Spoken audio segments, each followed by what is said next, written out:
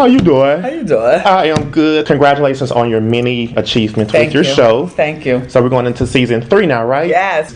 Now, since we're going into season 3, I have to ask, are the checks getting bigger so you can help fund Aretha's movie?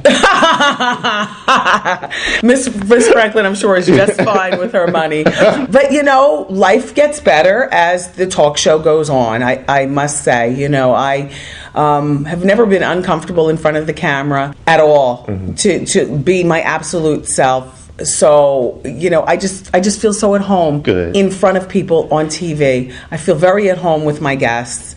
I don't have a favorite. I love the live studio audience. Our show is live out of New York. When you see hair out of place or whatever, it is what it is. It's live. How do you feel about President Obama? Do you feel that he deserves a second term? That is up to him. It seems as though there's a lot of heat on his neck at this particular moment. Now, I do want to have Michelle Obama on the show, but I want to talk to her as a woman who's a mother and who's a wife and who happens to be black, but not because she's black.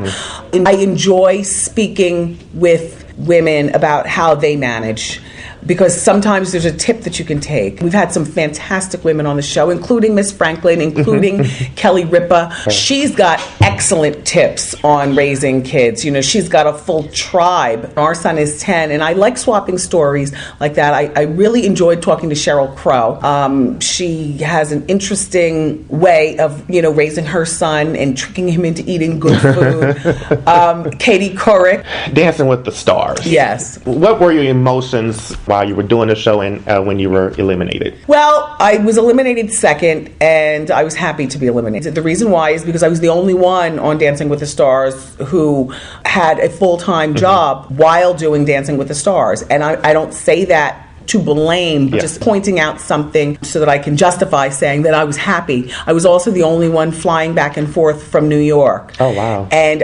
Tony and I would practice in Jersey, near our house. They were nice enough to get us a dance studio, in New Jersey. But I was practicing 6 days a week, 6 hours a day. Wow. And this is after doing my talk show in the morning and still raising a family and still having to deal with 5th grade homework. So you were busy. Yeah, well, you know what? Nobody asked for me to be a part of Dancing with the Stars. We as women, we are racked with guilt over a lot of things. I am no different, although I try to fight it, but I'm very aware of it. Just because I'm on Dancing with the Stars doesn't mean that they don't need a dinner with a vegetable at least 3 times a week. So I'd come home and do that. Ice in my feet. Just because I'm on Dancing with the Stars doesn't mean I need to bite my staff's head off at the Wendy show. They're working as hard as possible. They didn't ask for, my son needs help with his homework. And no, I'm not smarter than a 5th grader. And I have to tell you, it was very, very emotional. And I knew after our first week of practicing that Tony wasn't going to get a Mirror Ball trophy that season either. He had never gotten one, and I really wanted to dance for him.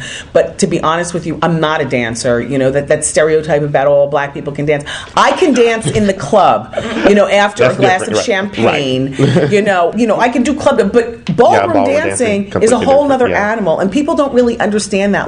Even some Wendy watchers were like, "Well, Wendy, why don't you loosen up a bit?" Because you can't. When they want you to hold that position. And I was just like, okay. So when I got eliminated, I was happy. Yeah. But I was also happy to have been a part of Dancing with the Stars. I made some great friends. When will Queen of All Media come out? That is still on the shelf, because that was something that my husband and I financed as an independent film. We hired everybody from the lawyers and the actors and made it happen. That was when I was in radio, and I had no idea I was going to have a TV show. Literally 1 month after that movie wrapped in September. In October, he gets the phone call, because he's also my manager. We want to do a talk show, with Wendy. Well, we've gotten these calls before. Honestly, we didn't think anything of it, because usually people don't know what to do with me. And I'm to the point now where you get one shot at TV, and I'm going to do it right. And I got to do it my way, with partners who are willing to cooperate and infuse intelligent conversation to how we make it even better, not put me in flat front khakis and sensible shoes. And anyway, it ended up being Wendy Williams show. They called in October. By July, I was doing a 6-week sneak peek. I mean, it happened so fast, it made my head spin. So Queen of All Media ended up being something where we said, well, gosh, it's a great story, the radio life, but geez, we need to shelf this, get some funding, do it bigger. I'm into acting now. I'll play myself, and we'll really do it. So that is still something that we want to do.